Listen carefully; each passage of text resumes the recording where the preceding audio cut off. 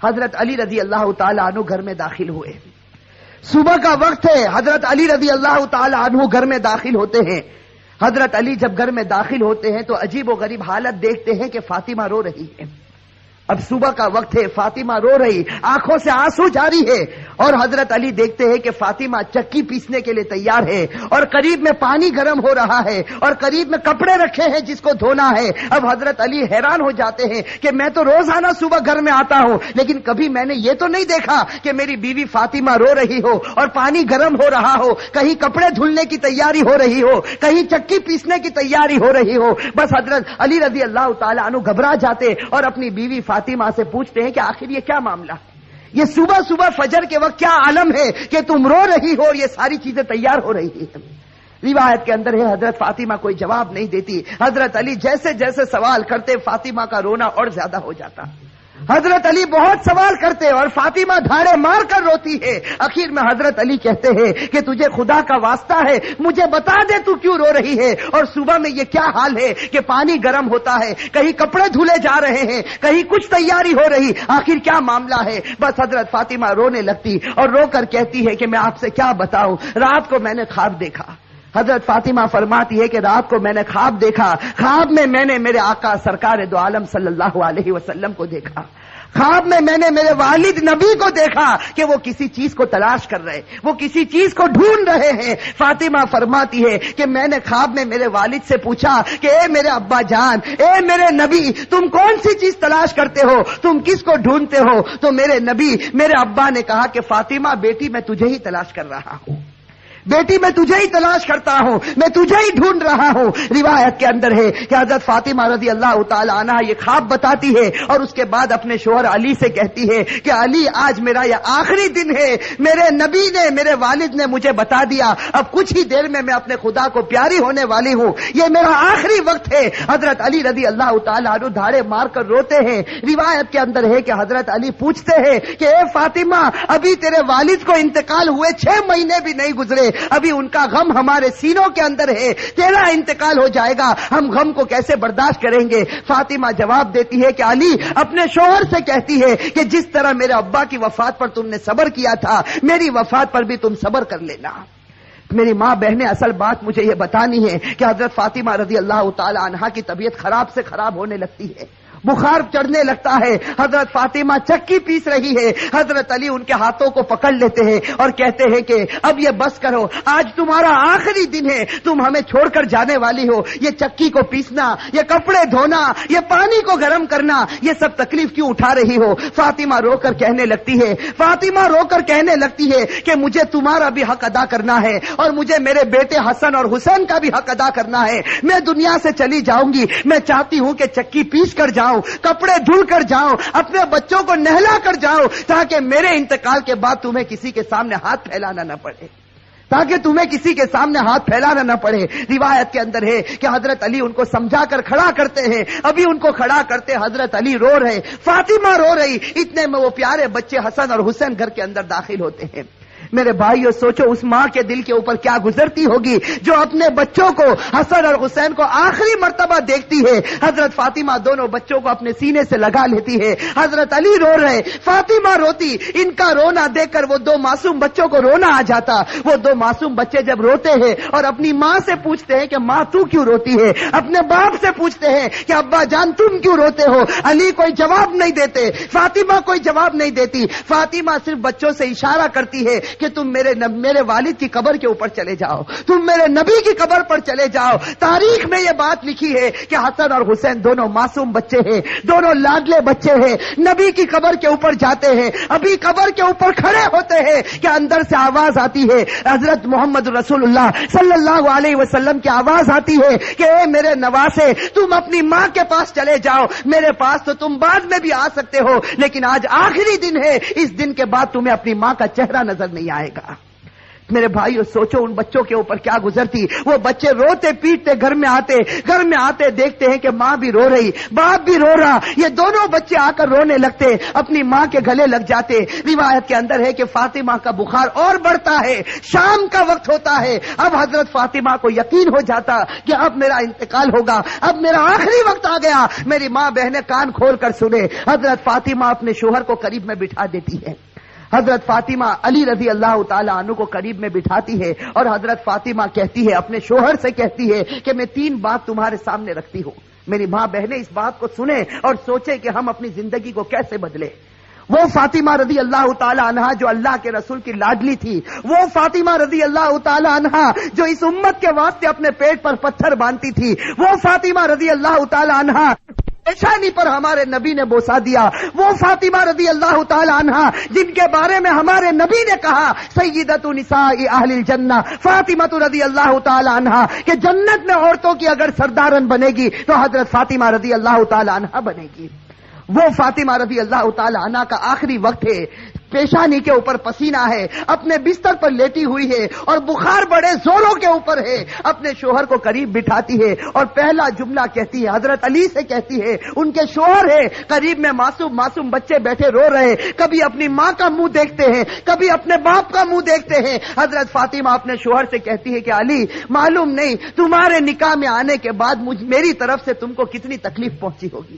فاطمہ کہہ رہی کہ اے میرے شوہر معلوم نہیں جب سے میں تمہاری نکاح میں آئی ہوں معلوم نہیں میری وجہ سے تم کو کتنا دکھ اٹھانا پڑا ہوگا, تم کو میری وجہ سے کتنی تکلیف اٹھانی پڑی ہوگی. فاطمہ کہتی ہے میرے شوہر خدا کے واسطے میرے مرنے سے پہلے مجھے معاف کر دے.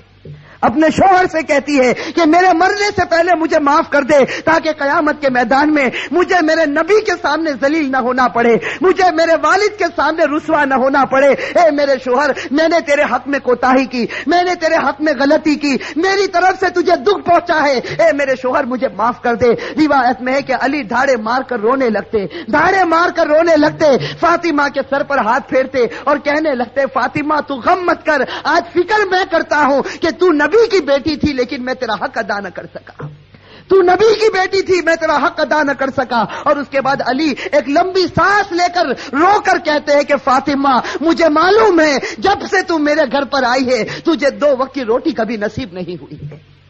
میرے بھائیو روایت کے اندر ہے کہ فاطمہ رضی اللہ تعالی عنہا دھاڑے مار کر روتی ہے اور کہتی ہے, ایک دوسری بات کہتی ہے کہ میرے شوہر میرے انتقال کے بعد تمہیں جس عورت کے ساتھ نکاح کرنا ہو کر لینا. فاطمہ کہتی ہے میرے انتقال کے بعد جس عورت کے ساتھ نکاح کرنا ہو کر لینا. اس کے بعد اپنے پیارے بیٹے حسن اور حسین کی طرف کر کے کہتی ہے, اور حسین کی طرف اشارہ کر کہتی ہے کہ علی کے ساتھ نکاح کرنا ہو نکاح کرنا, لیکن ایک رات میرے ان بچوں کے پاس بھی گزارنا. یہ معصوم ہے, یہ اپنا اچھا اور برا نہیں سمجھتے, جب یہ بالغ ہو جائے تو ان کو خدا کے حوالے کر دینا. اور تیسری بات میری ماں بہنیں کان کھول کر سنیں, یہ ہمارے نبی کی بیٹی کی آخری وصیت, ہمارے نبی کی لاڈلی بیٹی کی آخری وصیت. حضرت فاطمہ رضی اللہ تعالی عنہا فرماتی ہے کہ اے میرے شوہر, حضرت علی سے کہتی ہے کہ میرے شوہر جب میرا انتقال ہو جائے تو کسی کو نہ بلانا, جب میرا انتقال ہو جائے, جب میری وفات ہو جائے کسی کو نہ بلانا. حضرت علی بڑے جوش میں آ جاتے اور کہتے ہیں کہ تو نبی کی بیٹی ہے اور تو کہتی کسی کو نہ بلانا, میں تو سارے مدینے والوں کو بلاؤں گا, میں انصار کو بلاؤں گا, میں مہاجرین کو بلاؤں گا, میں پورے مدینے کو تیرے جنازے میں جمع کر دوں گا. حضرت فاطمہ اشارے سے کہتی ہے کہ نہیں, میرے جنازے میں کسی کو نہ بلانا, میرے جنازے میں صرف تم ہوں گے اور میرے یہ 2 معصوم بیٹے ہوں گے, ان کے سوا میرے جنازے میں کوئی نہ آئے. حضرت علی پوچھتے آخر وجہ کیا ہے؟ حضرت فاطمہ رونے لگتی اور رو کر کہنے لگتی ہے کہ میرے والد نے مجھ سے کہا تھا کہ بیٹی پردے میں رہنا, میرے والد نے مجھ سے کہا تھا بیٹی پردے میں رہنا, میں نے میری والد کی بات کو پورا کر لیا. زندگی میں کسی مرد نے میرے بدن کو نہیں دیکھا, میں چاہتی ہوں کہ موت کے بعد بھی کوئی میرے بدن کو نہ دیکھے, میں چاہتی ہوں موت کے بعد بھی کوئی غیر آدمی میرے جسم کی طرف نگاہ نہ اٹھائے. میری ماں بہنیں آج اسی بات سے ہمیں شرم آتی ہے. آج ہماری ماں بہنوں کو کہا جائے کہ بھائی پردہ کر لو, اور ہمارے جوانوں کو کہا جائے کہ تیرا چہرہ ایسا بنا دے جو چہرہ تیرے نبی کا تھا, تو میرے بھائیوں ہمیں پسند آتا ہے؟ میرے بھائیو ہمارے جوانوں سے پوچھو کہ بھائی چہرے پر داڑھی رکھ لے، ہماری ماں بہنوں کو کہو پردہ کر لے، میرے بھائیو یہ ہمیں پسند نہیں آتا۔ بتاؤ اگر نبی سے سچی محبت ہوتی، فاطمہ سے سچی محبت ہوتی تو فاطمہ کی آخری وصیت ہے کہ زندگی میں کسی نے میرے بدن کو نہیں دیکھا، میں چاہتی ہوں کہ موت کے بعد بھی کوئی میرے بدن کو نہ دیکھے۔ روایت کے اندر ہے یہ تین باتیں کہہ کر فاطمہ ایک عجیب و غریب جملہ کہتی ہے اور ہمیشہ کے لیے خدا کو پیاری ہو جاتی۔ آخری جملہ حضرت علی سے کہتی ہے کہ علی آج میں نے روزہ رکھا ہے۔ میرے بھائیو سنو، حضرت فاطمہ کہتی ہے کہ علی آج میں نے روزہ رکھا ہے، خواب میں میرے والد میرے نبی نے مجھ سے کہا تھا کہ سحری علی کے دسترخوان پر کرنا، افطار انشاءاللہ میرے دسترخوان پر ہوگا۔ بس یہ جملہ کہہ کر فاطمہ ہمیشہ کے لیے اٹھ جاتی ہے۔ روایت کے اندر میرے بھائی اصل بات مجھے یہ بتانی ہے کہ آخرت کا معاملہ بڑا خطرناک معاملہ ہے۔ حضرت فاطمہ رضی اللہ تعالی عنہا کو کفن پہنایا جاتا۔ روایت کے اندر ہے وہ عجیب و غریب منظر تھا کہ جب فاطمہ کا جنازہ اٹھا، 6 مہینے پہلے ہمارے نبی کا جنازہ اٹھا تھا، اس وقت پورا مدینے نے غم منایا تھا۔ آج 6 مہینے کے بعد ان کی لاڈلی بیٹی خدا کو پیاری ہوتی ہے۔ روایت میں جب ان کے گھر جنازہ اٹھتا ہے، جیسے کہ ایک پائے کو علی نے اپنے کندھے پر ہے، دوسرے پائے بڑے بیٹے حضرت اپنے کندھے پر رکھا ہے، تیسرے پائے کو حضرت نے کندھے پر رکھا، چوتھا پایا دینے والا موجود نہیں، علی انتقال کرتے ہیں۔ اچانک صحابی سامنے سے نظر آئے جن کا نام ہم سب تے ہیں، حضرت ابو ذر غفاری رضی اللہ تعالی عنہ، وہ وہاں پہنچ جاتے ہیں۔ علی کہتے ہیں کہ خدا نے بھیجا ہے اور آج اللہ کے رسول کی لاڈلی بیٹی کا انتقال ہو گیا، تم ان کو کندھا دے دو۔ حضرت ابو ذر غفاری کندھا دیتے ہیں، یہ جنازہ اٹھ کر چلتا ہے۔ روایت کے اندر ہے وہ معصوم بچے رو رہے، وہ علی رو رہے، ابو ذر غفاری رو رہے۔ روایت کے اندر ہے کہ وہ قبر جہاں قبر کو کھودا گیا تھا، اب اس قبر کے اندر فاطمہ کو رکھنا ہے۔